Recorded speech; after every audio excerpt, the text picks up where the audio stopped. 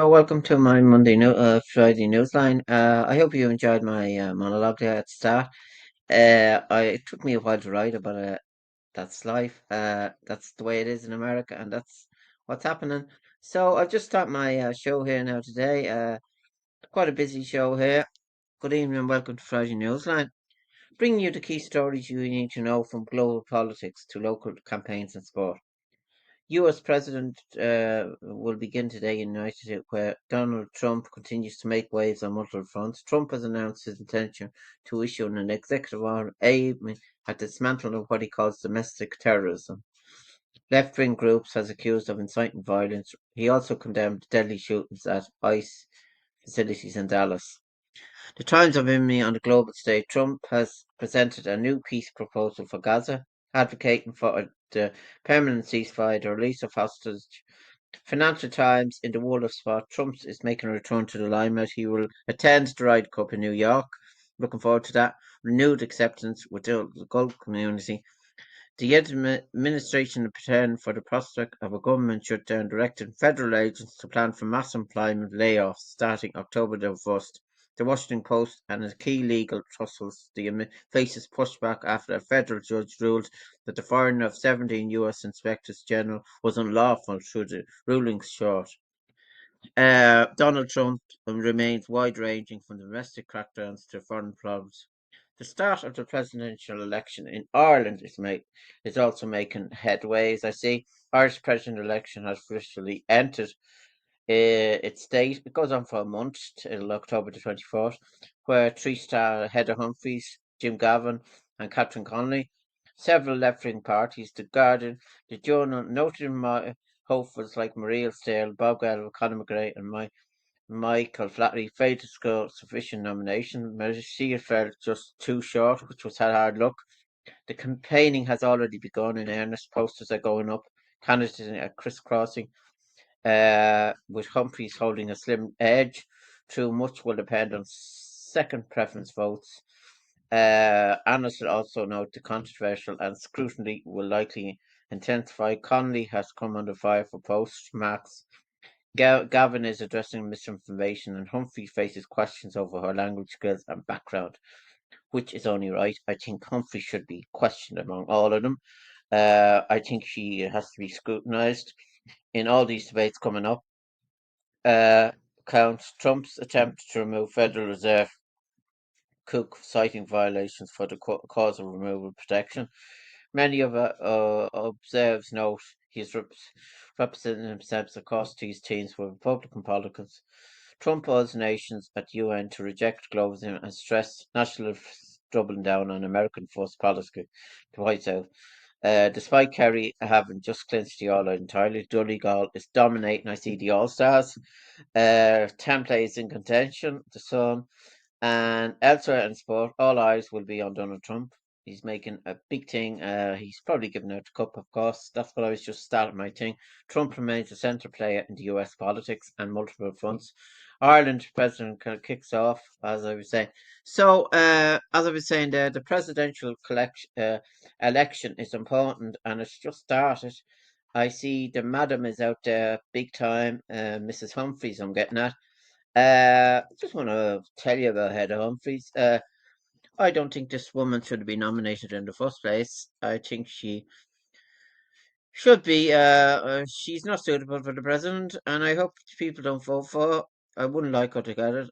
Being honest, I have given my views. I'm entitled to the same as this free speech. You see this woman going around looking for votes.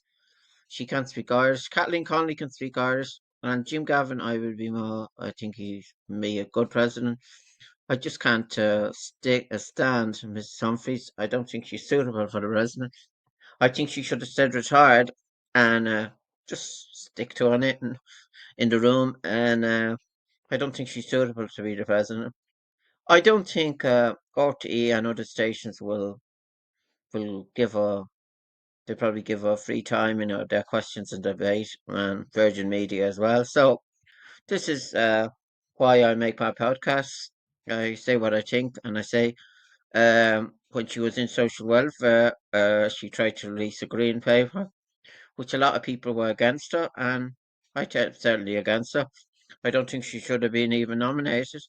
I think Sean Kelly was the person to be should have been nominated, and he lost out. And I think that's my view on the whole thing. And as for Kathleen Conley, I think she's a good person, and I hope she does good, and Jim Gavin as well. So the debate's coming up on Monday, so it'll be interesting to see what comes out of that. But Heather Humphreys is in the lead at the moment.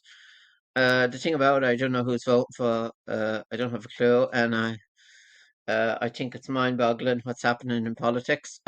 Maria Steen was blocked, so she only needed two, and there was a lot of people there, senators there in the background that ignored it and just wouldn't vote for her. And the whole thing is wrong. The system, politics. That's where Conor McGregor was coming from as well. I'm not a fan of Conor McGregor, but that's where he was coming from. And there's Donald Trump's speech there as well made the news. His speech in NATO. He spoke about migration, immigration, what's happening in America and in Ireland. It's similar. It's not we're letting in too many people, and that's what's happening. So that's the view there on migration. And then he mentioned about the wars there. The Russian Putin made a fool of him because I said that myself in previous podcasts, and I think Mr. Trump should go in. That's what I'd be doing at my moment. I think Mr. Trump should go in and try to do something about Mr. Putin. He needs to be stopped. This war is going on too long, and it's really bad. I think all the people that are being killed, and it's not viable in any thing. So I was just going to talk about the news now on on my podcast here today, the RTE news, and there's quite a few things there. It just says the main news now on the RTE web page. It just says Sarkozy given 5-year sentence over liberal dealings.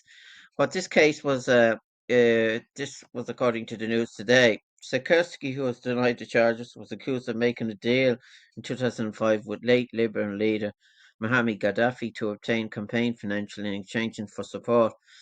He has been given a 5-year prison sentence after he was found guilty by a prison court of criminal conspiracy with Libya over illegal campaigning financing. So that's a big story there, and it's on the front of the RTE page. And then more about Kathleen Conley, I see.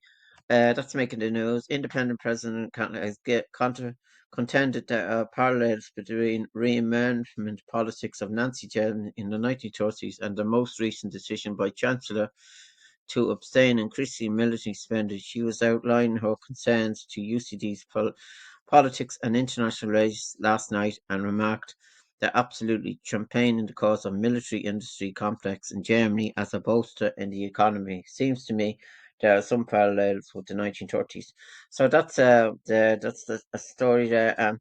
Russia should win the war or find bomb shelters, according to Zelensky, and that's the thing. Ukraine president has warned that Kremlin will become a target, and Russian officials should check for bomb shelters if Moscow does not stop. So Zelensky then is maintaining all the time that the thing is coming, and Dublin defends Obama award Ahmed Boycott, former president. He is going to get a freedom of the city. He will take part in what is being described as a small, intimate ceremony in Dublin. He received the award before invited to sign the Roll of Honour. The independent group on Dublin County has said it will boycott the event due to Obama's support for terrorism regime in Israel and his modest foreign policy in Libya, Yemen, Sudan, and elsewhere. While People Before Profit Tolerant Group has said he believes Mr. is not a symbol of peace or freedom. However, the Lord Mayor of Dublin said he felt Mr. Obama is fitting. Well, myself, I think Obama was good, and so that's my thing and my view on this. And so then I go to the entertainment. That's the main thing. The main thing. The Late Late Show, I see, is making the news. Patrick Kilty is up and running, and Martin O'Neill, I see, is among the guests there tomorrow. There should be some viewing, and First Minister of Scotland, Nicola Sturgeon, will join Patrick for a wide-ranging conversation about her time in office. And then for Martin O'Neill, as I was saying, he'd be on there sitting the city. And Neil Denham will also join us. And the Mary Wallabers then will join us. And then the Miami show band, Stephen Travis and Dede, alongside a longtime friend, Father Brian, to mark the fifth anniversary since the Delta Massacre. That bit of show. So that's the thing. And then the House of Guinness is getting a lot of praise, a lot of things there, and that's what I was saying. I was just looking at that myself. It's getting a lot of praise there. So will you be looking at the Late Late Show tomorrow night?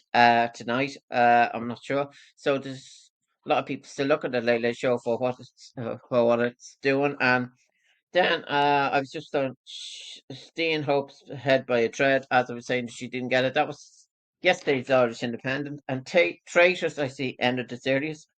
I'm not a King Cat fan on it actually. I think it's getting too loyal support. I'm not in favour of it. I don't think I think it's a terrible program to be quite honest with you.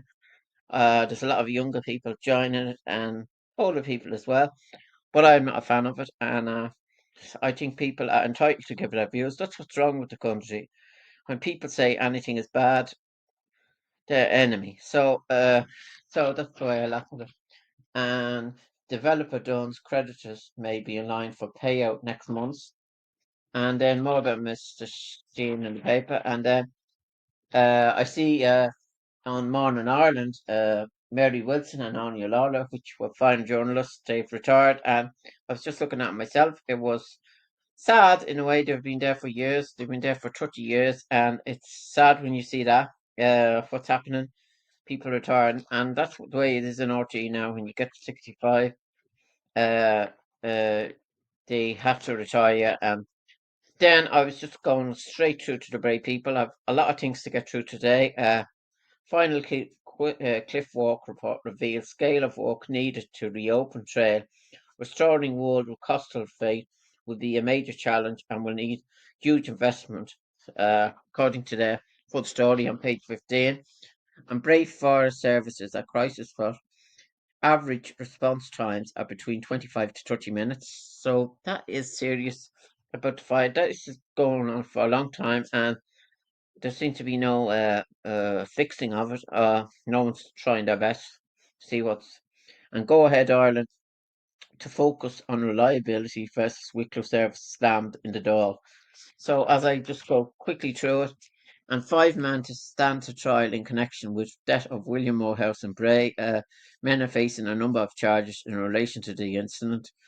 McCann was remanded in custody for Wicklow Gaa in 2025. So that's the latest on that case. It's the murder case. And then Retail Group objects to fresh gardens for 150 homes at Sea Gardens, plans for new homes in Block A. So Bray is building up big time, and it's going to be massive, and the traffic. And then there's more about the 3.5 million upgrade of Bray train and station launched, and it just shows you there. Full tail drone and reports available at Irish Rail. So if you want to look at that, that's the major development. And then as I go quickly through it, I go through. I don't spend as much time on the Bray People News now because there is a lot of news there. And Bray Emmets, I was just going to go to add that before I go to anything else. I was at that match there the other day. Bray Emmets are in the county final and they're going for the seventh in a row. And the score was Avondale 9 points, Bray Emmets 23 points. It was a competitive match. Christy Morehouse, he scored 10 points, 10 which is marvellous. He's a good player. And then Owen McCormick 2, Mikey Lee 2 points. And then for Avondale, the main scorers were Conor Bone 1 point, Ward 1 point, and Zach Cullen 3 points. He plays for the Wicklow footballers, so that was a good thing. And then the match, that's the first, and then the match, the Carnew, they're against Carnew in the final. Carnew, it's 4-10, Kiltegan 1-11, and the scores then were Portico 1-2, Ownbone 2 points, and Portico 1 point. And then for Carnew, it was Jack Doyle, they scored 1 point. James McLean 1 point. Fionn Darcy 2 goals. So that was good scoring. And then So who scored the other goal? I was trying to think. Dan Ranman scored a goal, and it was a competitive match as well, a big score line. So that's the match then. It'll be on in a couple of weeks' time, the county final and the hurling. And then the football is coming up as well. So there's a lot of activities in Wicklow GA. And then Bray Emmets, I'd have to give Bray Emmets results.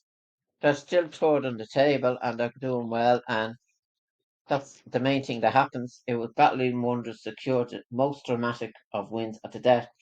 It was Bray Wonders 3, Finhaps 2, so that was good.